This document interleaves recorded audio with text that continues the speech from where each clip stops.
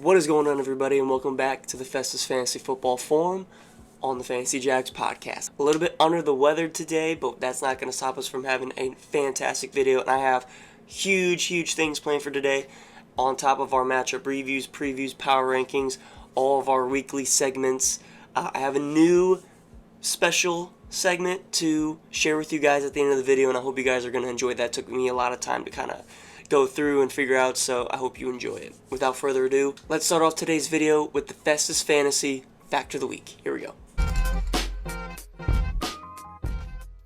Alright, fellas, this week, talking about winning streaks and losing streaks. We're going to go over who's got the longest winning streaks in league history, as well as the longest losing streaks in league history.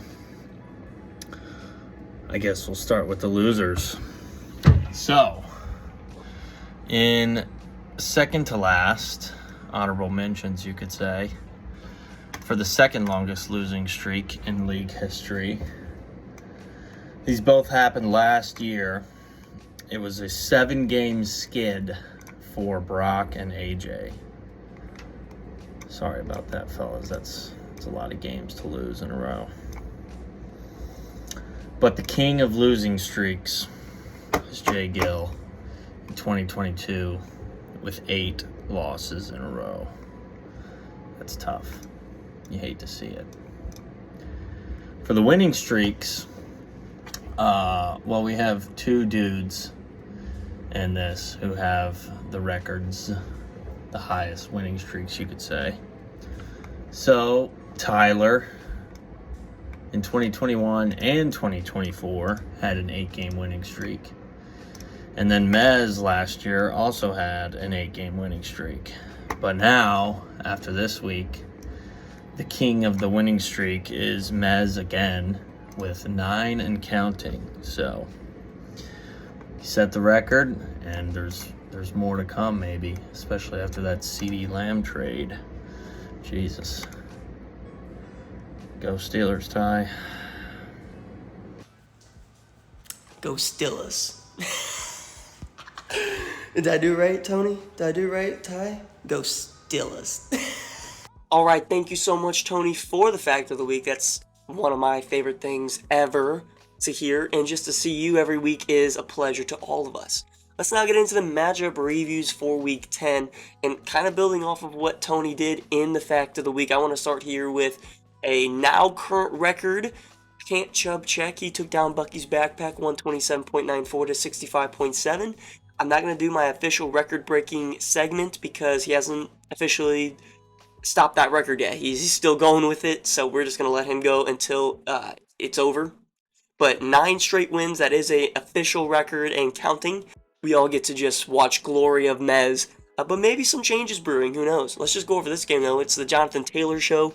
50 points by Jonathan Taylor. Pretty much outscored Bucky's Backpack all on his own. Very impressive performance here. Not much to really harp on with anything else. I mean, Bijan a quiet day, Dobbs a quiet day, Addison a quiet day. Still was able to get it done even with Jordan Love also quiet day. Brissett, Baker Mayfield for Jordan Love. That was an interesting one. I doubt that happens for the rest of the season considering how good Baker has been. A record-breaking performance. Let's go to a boring game here. Dom's Girth taking on Names, still loading. I kind of mentioned this was going to be a really low-scoring game, and it was. It was actually pitiful. 88.42 to 73.32. Ugly game. No manager deserved this win. Just being honest. AJ had his team spearheaded by Puka Nacua, Jalen Waddle, and Kamani Vidal. They were the saviors for this game for him. It looked like Dom's Girth had a chance with Jacoby Brissett putting up 20 points, Judkins putting up a nice easy 10, and so with Laporta. But unfortunately, again, DK and Sutton just completely let him down, and now Bill Krowski-Merritt completely unplayable at this point, so the team looks terrible. But it was an easy win for AJ, stress-free, I would imagine, maybe a little bit just because it was so low scoring, but 6-4 now. Good for AJ. Dom falls to 3-7. Go to this one here. Brock Zilla took down Team DD 118.8 to 96.78.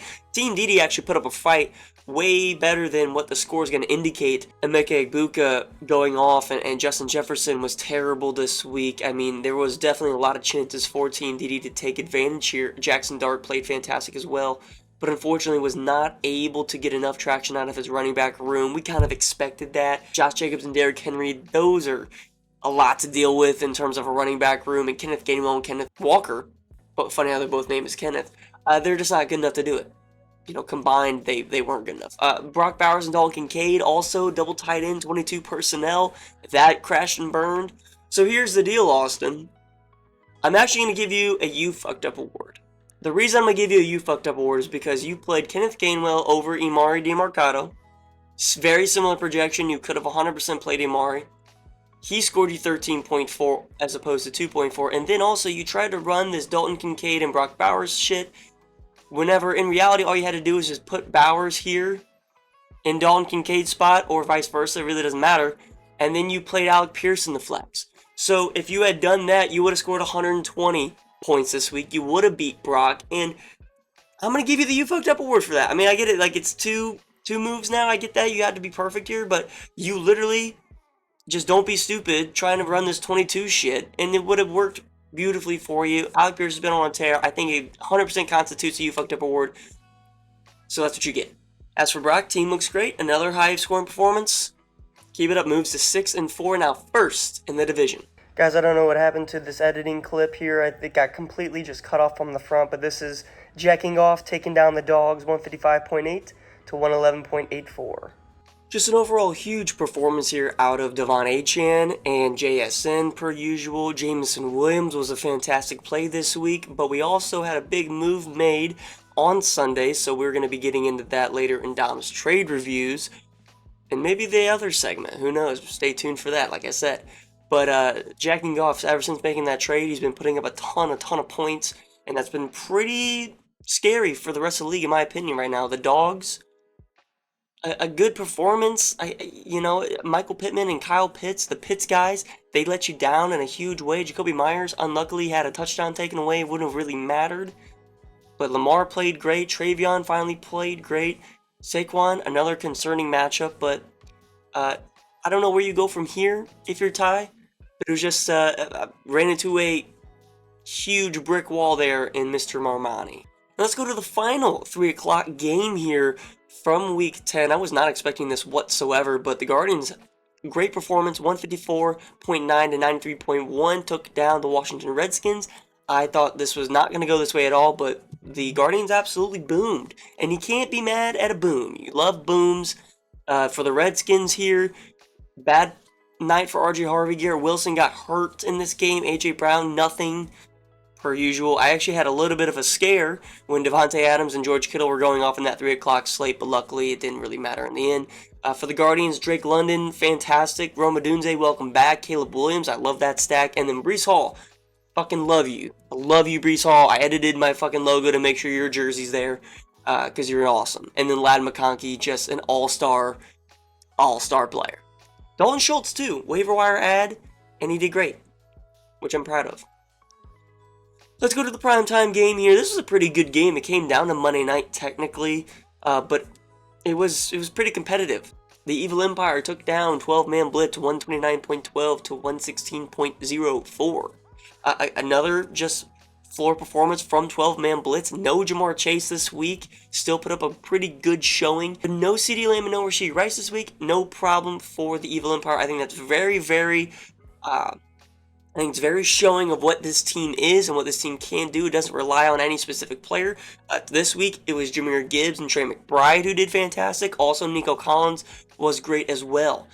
I wonder if there is a trade in the works for this. I mean, right now, you're sitting here with Rachaad White in your RB2 spot. It looks like he's going to be the starter for at least another few weeks, so you might be fine to keep him if you wanted to, but once playoff time hits, who knows what happens. Right now, though, Evil Empire is absolutely cruising right now. 7-3, second in his own division, which is, that sucks. But for Colin here, 5-5, second in his division as well, one behind Brock. It's going to be getting closer and closer to crunch time for every single manager. But luckily for Chris, I think he's pretty much locked up his spot. Alright, so like I mentioned, there were a couple moves made this previous week.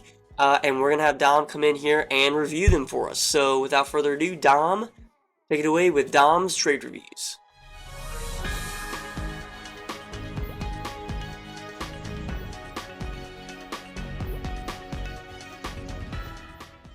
Matchup previews for Week 11. Last week for my picks, I went 4-2. Pretty happy with myself there. I think the only 2 games I missed were Judson and the primetime game with Colin. So hopefully this week can go 6-0. My total record on the year is 34-26. Not bad at all. For Ty, his lock actually cashed. He had Chris -5 or -5.5, I can't remember. That cashed as well, so he goes to 6-5, and he's now on the edge of that Jack and Coke mixed like canned drink shotgun for the party. So good for him. Also, just want a reminder, the ceremony will be January 3rd. Okay, January 3rd at probably around 7 or 8 o'clock. So be here for that. That'll also be, I think, playoff games for NFL, so that'd be cool. Let's get into now the matchup previews for Week 11, as I mentioned. We're going to start off here with the Guardians of Your Mom's House taking on Dom's Girth, 126 to 97.1. Recording this on early in the week, this is all subject to change. This looks like a super easy win for the Guardians. I'm going to tell you right now, it's not. Dom's Girth has been playing absolutely terrible as of recent, and also this week he's going to have great matchups to score. So I'm going to fully expect this to be a dogfight, actually. And that's unfortunate for the Guardians, who have to basically win out. Dom's Girth doesn't really matter at this point, but for the Guardians, he has to win out. And he's going up against Dom's Girth, who, on paper, not a great lineup, but it's going to perform well this week. I guarantee it. Bill Krosky going against Miami, and they also had an injury there in the backfield and Washington, so he's going to do great. Judkins against Baltimore, he's going to do great. DK against Cincinnati, he's going to do probably 40 points this week, unfortunately, because he has been having some bad weeks. I'm just mentally preparing for it, okay? And then you look at my lineup here, a lot of bad matchups. This is just not an easy matchup at all. I promise you this is going to be a dogfight, and it could be a huge upset, actually, for Dom's Girth here, and that would just absolutely ruin the Guardian season. So Dom's Girth, I mean, look, I know you're not playing for the playoffs at this point, but if you want to play spoiler and you want to ruin someone's whole season, this is the time to do it, because you have a crosshair on my team right now if you want to.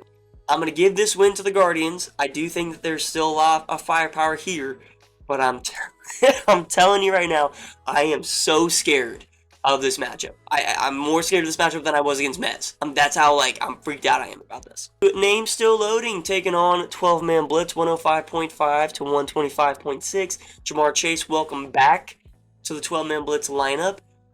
Chase Brown going to be entered back in here as well, so ignore this 105.5. Also, Jake Ferguson will be inserted back. Other than that, though, so it's probably going to end up being about 113, 114 for name still loading, I imagine. Still a pretty good advantage here for 12-man blitz. First loss in 5 weeks, I believe it was, for 12-man blitz. Name still loading. I think that's 2 straight wins coming off of. And now you have pretty much your whole lineup. Jalen Warren against Cincinnati is a great one. Ja'Marr Chase against Pittsburgh, that's going to be a great game for 12-man blitz when it realistically could score 60 points between the two.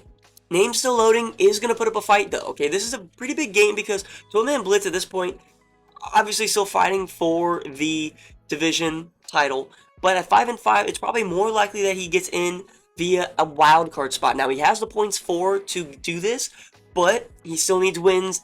Name's still loading. He needs to win the division because his points for is not good enough for a wild card spot. So he's going for the division. 12-man blitz is basically just going for wins at any cost, whether he wins the division or wild card. So this is kind of a lower expectation game here for Colin. Everything's on the line here pretty much for AJ rest of the season even. I'm going to give this one to Colin here, Mr. 12-man blitz. I think that his team has just a little bit more firepower, even with Puka Nacua being, kind of the only guy there in LA now with Devontae Adams being hurt. And Jalen Waddle, obviously we know how good he is. Can't really bet against 12-man blitz whenever they put up 120 points pretty much every single week.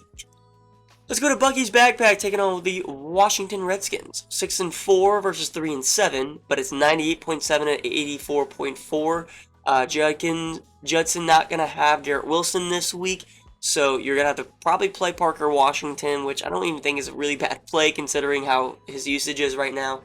I mean, you go to the bench, no Bucky Irving again. I don't really see a way that Jay Gill wins this week. Devontae Adams probably not going to play, but like I said, you could just throw in Parker Washington. He's been playing great.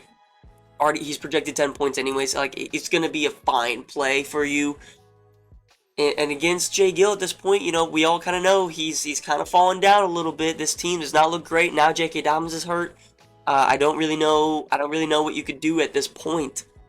I think realistically, you need 2 more wins, and that's going to be really hard to get to close the season out. And I don't think it's going to come this week either. I'm going to give this one to the Redskins.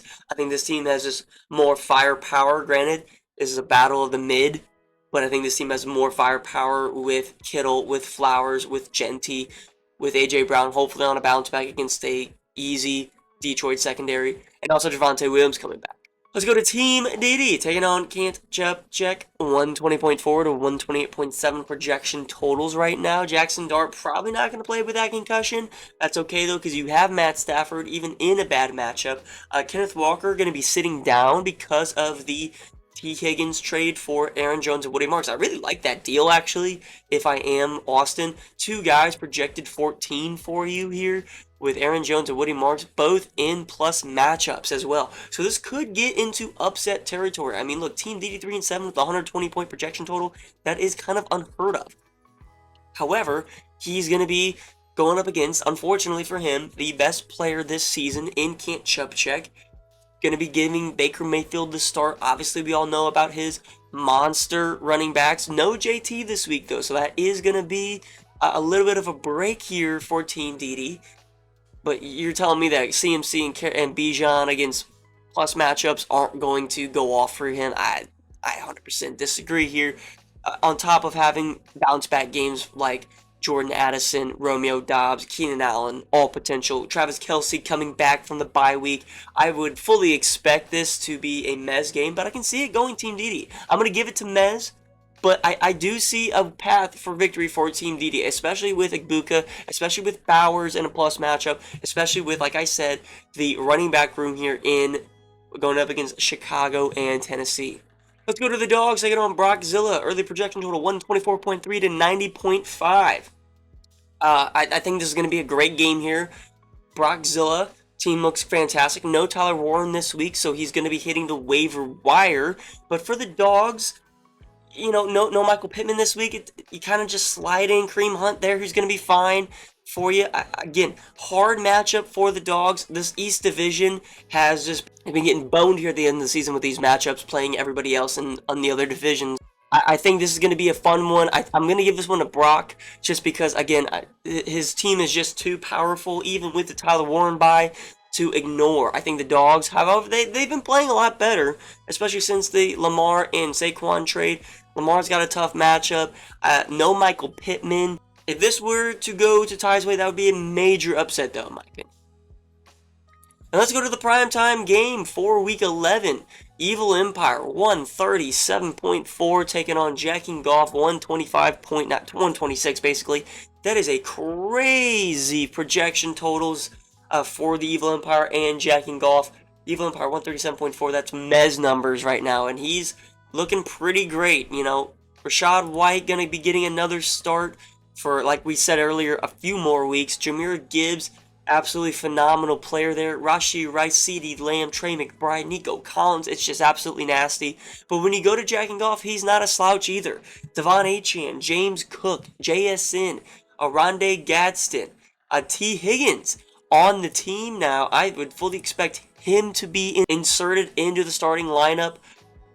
For who? I don't know. Maybe Jameson Williams. But this is going to be a great game, guys. I wanted to put, for the final primetime games of the season, I wanted to put this one in there because it was just a huge game. Like, I think it's going to be the best one. Other games weren't really calling my name, but this one is going to be a great one, I think. So, all right, so I had to actually take a quick intermission there, but we're back to finish off this this primetime game. Gadsden might not play. He's looking pretty banged up with that bruised quad.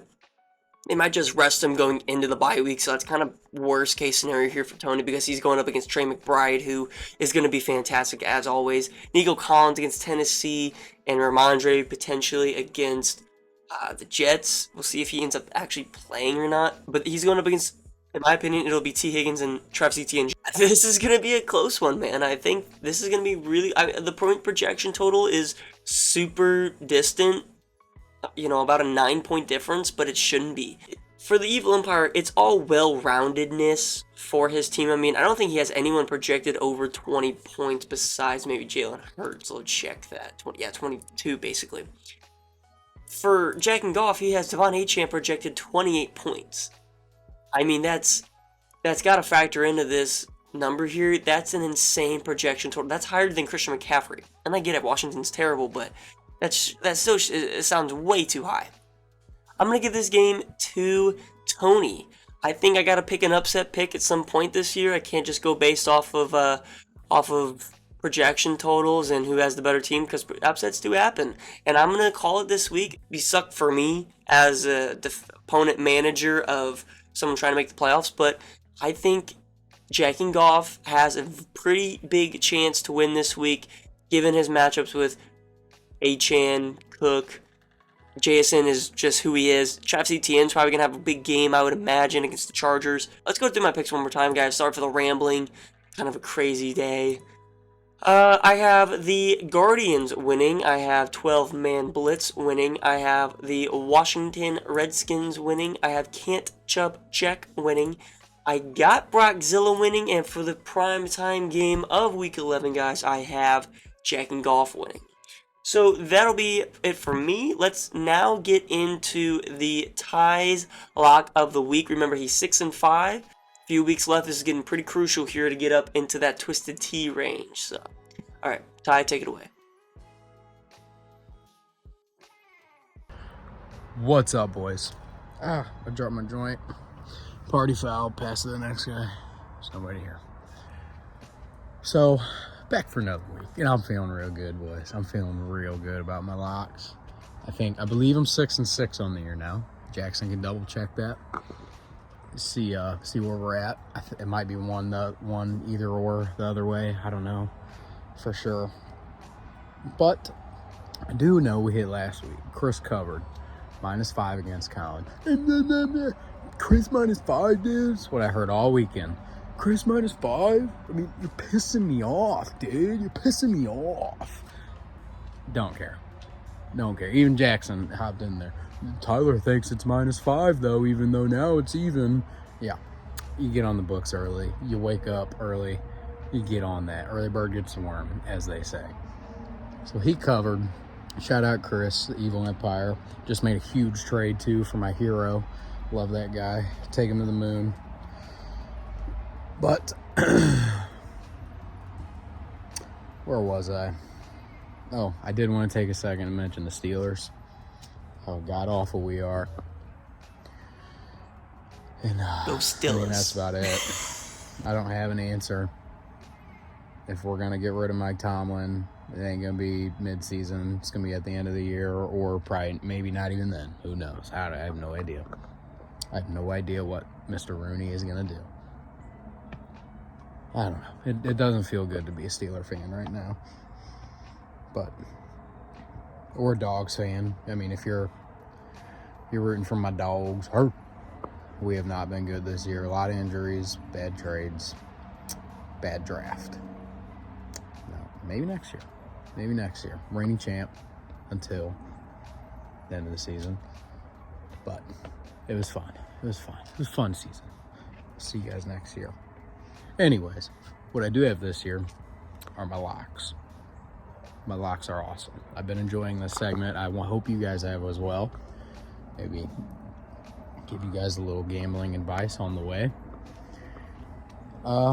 So what was I going to take this week? This week I wasn't going to take a team to cover a spread.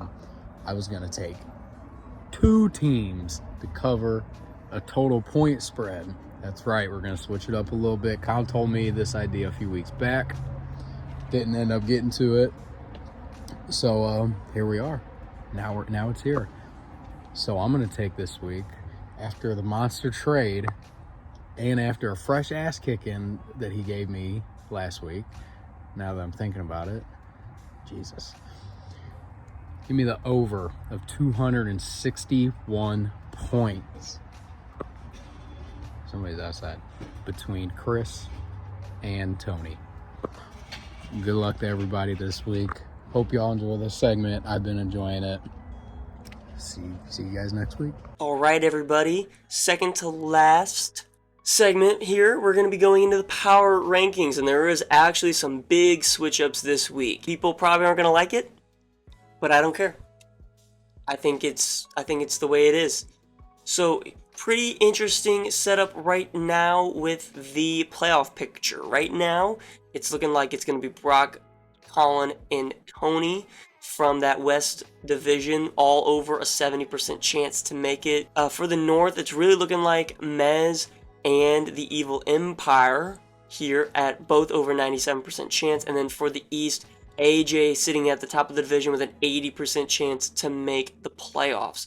So I would assume here for that last wild card spot, you're looking at a three-way, nice, between Jack and Goff, the Guardians, and Bucky's Backpack here. But it's probably looking like Jack and Goff, considering how good his team has been playing recently. Let's get into the power rankings, though, guys. And we're going to start here with number 12. No changes on this point. It is Dom's Girth. It's the worst team in the league. Lowest projection totals. I think lowest scoring team. It is what it is.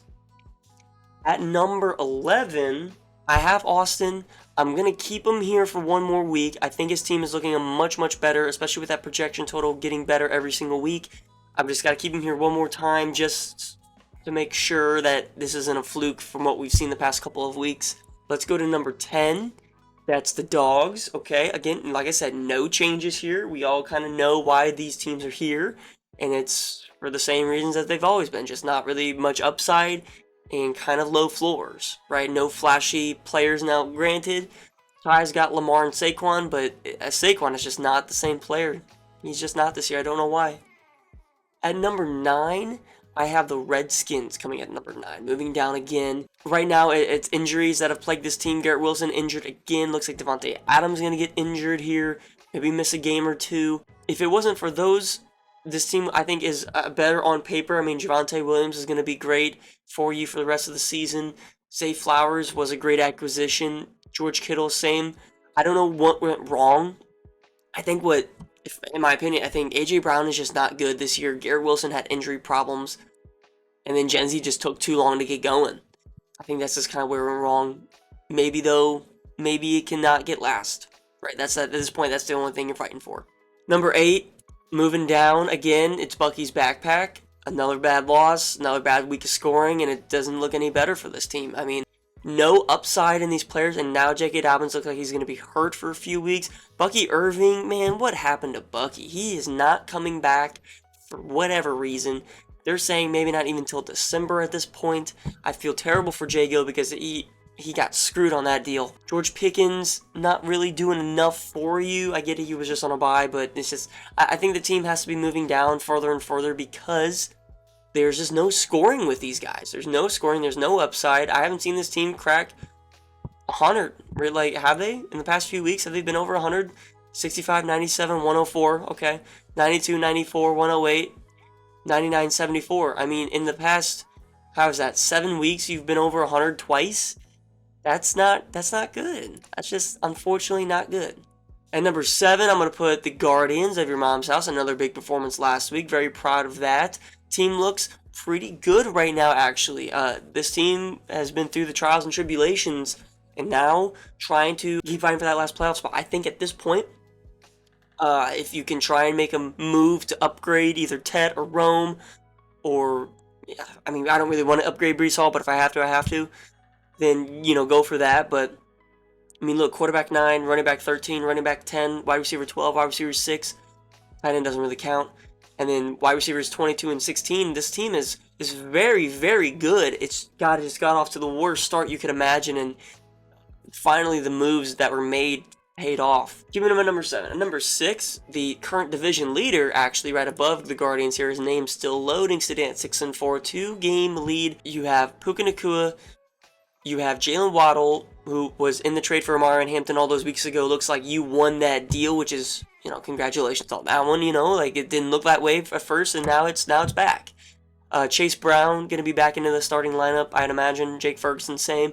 Pretty good team all around as well. I mean, you have the wide receiver 4, you have the tight end 3.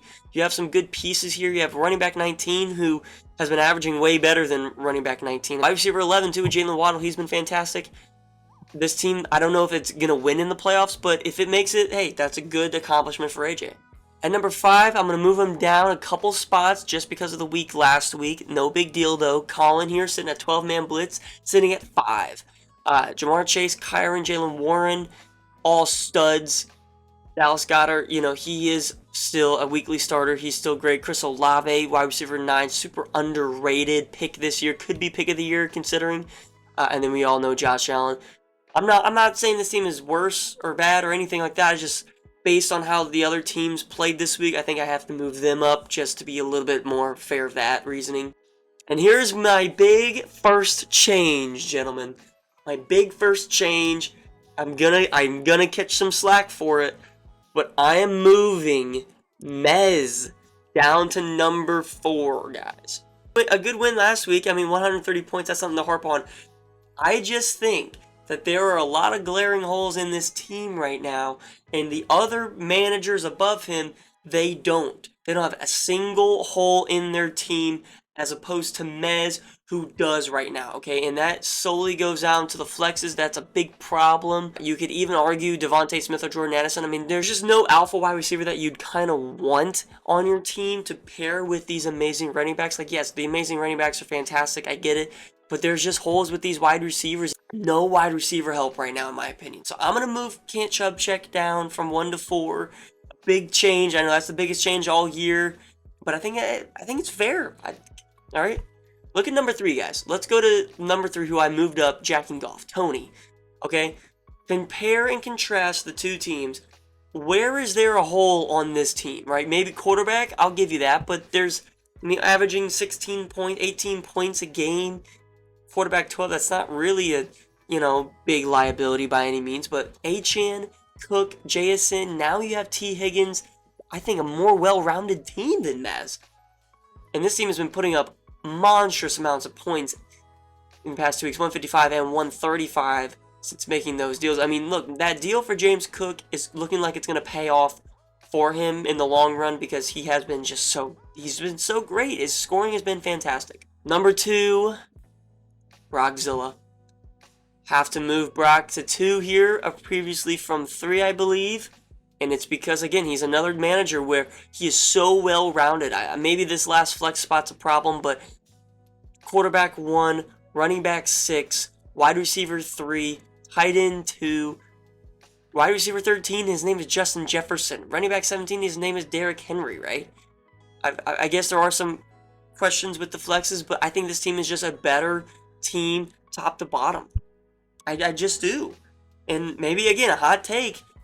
And maybe I'm kind of gassing up Brock, which I should not do because he's going to run wild with it. But I got to give him his credit. I think he's the second best team in the league right now. Any of these top 4 teams, I think it's any one of their championships. I think either any of the top 4 guys can go win the chip this year. I really mean that. And I see it for everyone. But that means, guys, unfortunately, Chris back to the number 1 spot here. I think this is his 3rd time now. No holes. I don't know why he would ever make a change on this team. It's almost perfect. I get it. Whenever Rachaad White loses his job to Bucky, this RB2 spot will be a problem. Can't trust Ramondre, but maybe you can. Jalen Hurts, rushing upside quarterback. Jahmyr Gibbs, we all know his potential. Trey McBride, tight end 1, who's playing like a wide receiver at this point. And then you have, as we know, Rashee Rice, CeeDee Lamb averaging 22 and 15 respectively. And then you have Nico Collins also. I mean, this team is the epitome of big-name guys. Now, I will say this, though. Again, he's in his head about this running back 2 spot. Maybe he makes a move, maybe he doesn't. At the same time, you don't really want to get rid of Rashee Rice or CeeDee Lamb or Nico Collins, right? And then no one's going to want Ramondre. No one's going to really want Rashad. No one wants Zach Charbonnet, Chris. Please stop offering him to people. I think Chris, though, again, I know he sucks as everything in life, but yeah, he's got a great fantasy team this year. The Evil Empire, great rebrand, and it's paying dividends for him. power rankings for this week. A lot of big changes, so I hope you guys enjoyed it. Let's now get into the final segment, the one I am super excited to display to you guys. I worked on this for about a day and a half, really trying to iron out who I want in it. I'll give you guys a little bit of a backstory. I was talking to someone in the DMs, and we were talking about Hall of Famers for their franchise, and I get it. Hall of Famers in the NFL, teams have their Ring of Honors, and I was talking to this manager, and we kind of discussed who we had as our Hall of Famers, and I said, you know, I think this will be a great segment. So I went through every single team from every single year, kind of studied their teams and their players and their moves and reasons why they won championships or won close games, made playoff, kind of had some accomplishments, and I picked out some players per each team. Maybe, actually, some have none, just to be sure. And I assigned, or I kind of give them my opinions on their team's Hall of Famers. So, guys, please enjoy this next segment. It is going to be each team's Hall of Famers. Take a look. I'm going to record it this way with just the face cam. Sorry for my hair, whatever. I don't look the best. But I'm super excited for this segment, guys. I think this is going to be a fun one, and I'm going to get a lot of engagement out of this from the chat. Maybe you guys, if you have any other opinions, you let me know, and we can maybe make another follow-up segment, or we can make some edits to this. But I think, based on, like I said, I just kind of went through the years of Festus Fantasy since 2021, so some guys weren't even in the league at that point. And I went through and I looked at a couple different things. For my parameters of this, I wanted to pick, 0. If there's no true Hall of Famer, then there's no true Hall of Famer. That's okay. But I picked 0 to 3 players, roughly, that were usually, impactful for the team. And I'll give myself my team first to give you guys kind of, the structure or whatever. But, impactful performers, guys that were the best for your team, or, legendary seasons. Someone that was on the team a lot. You guys kind of forget, and this is including me, that we've had players on our teams now, even in last year, that we had in 2021 and 2022, and we don't even remember it. And they were impactful for us then, too. So it was cool to kind of go through and see that, and I recommend you guys do that as well. I go back onto the desktop version of ESPN Fantasy Football, and I can go back, and it's awesome to see that, so I highly recommend you guys do that. So, like I said, I want to kind of give you the outline for how this is going to go. So, let me give you guys my team. So, my Hall of Famers, we all know who they are. They're in my logo, right? It's Breece Hall, Davante Adams, and CeeDee Lamb, right? And the reasons for them is because Breece, I've had 2 years now. He had the huge performance in the championship game all those years ago. He got me to that championship, and he's just a great player for this franchise. I've doubted him a Hall of Famer. CeeDee Lamb, 3 straight years I've had him. He won me my first chip. He won me, he's been great for me every single year. This year I had to get rid of him, unfortunately, but he was, on the team. And then Davante Adams, he was actually the one that got me to my first ever championship against Dom, and then he had a huge performance in my second year. So that I had twice back-to-back years, and he won me a week against Ty. I'll never forget that game. And then he also in the championship game against the Colts put up 40 points. So that's how my mindset goes for Hall of Famers. Impactful guys, had huge seasons for you. They've been on your team multiple times. That's the kind of parameters I tried to kind of stick with. And there's some that just straight up had none of those, players that I could see. Now, maybe you guys have different opinions, and if you do, please let me know. I would love to have, a little Hall of Fame section in the Constitution, maybe, and Hall of Famers can be super subjective. They can be whatever you want. Let's go to the next guy here. Mr. Tyler Wright. For the 2 Hall of Famers that I picked for him, I picked Bijan. Of course, he had Bijan go off for him last season, got him to his championship, won him his first ever championship in this league, and he had him this year too. He loved him. But then another Hall of Famer, sneaky player here that maybe he didn't even remember, was Terry McLaurin. I'm going to put Terry McLaurin in Ty's Hall of Fame, in my opinion. He's had him for 3 seasons, including this one. And last year, Terry McLaurin was an instrumental piece into making that championship run. But he had him in the past, too, in those, kind of up and down seasons. He had him in the past. So I'm going to put Terry McLaurin here into Ty's Hall of Fame. For Chris, spoiler, he kind of already told me who his Hall of Famers were, so I just kind of put him down for him. It's Jamar Chase and Alvin Kamara. They've both had huge championship games for him in the past, so that's why he put him there. Now, one of those championship games wasn't actually counted. For him, those are his Hall of Famers, so we're going to let him have them. Absolutely. But I want to say this too. An honorable mention that maybe he didn't even think about. Trey McBride. Trey McBride's been on his team for 3 seasons. And I think he had Trey McBride like his rookie year when he was projected like 3 points a game, 4 points a game. He had him. So Chris kind of knew about Trey McBride from a while ago. And again, third time having him. If Chris wins this year, Trey McBride I think is going to be an absolute Hall of Famer for him. For that reason especially. For Tony, this one's awesome. This is why fantasy football is cool. He only has one Hall of Famer in my opinion. Only one Hall of Famer, and that is T. Higgins. T. Higgins has been on his team every single season that he has been in this league. I don't know how, but he's been in this league. He's now had him 4 times. And one of those times he was on the roster for his championship run. Last year had him at a couple points. This year just traded for him, right? I think T. Higgins, 100% bona fide Hall of Famer for Tony's team. For Brock, I actually didn't put anyone. I don't think Brock, in my opinion, has a Hall of Famer.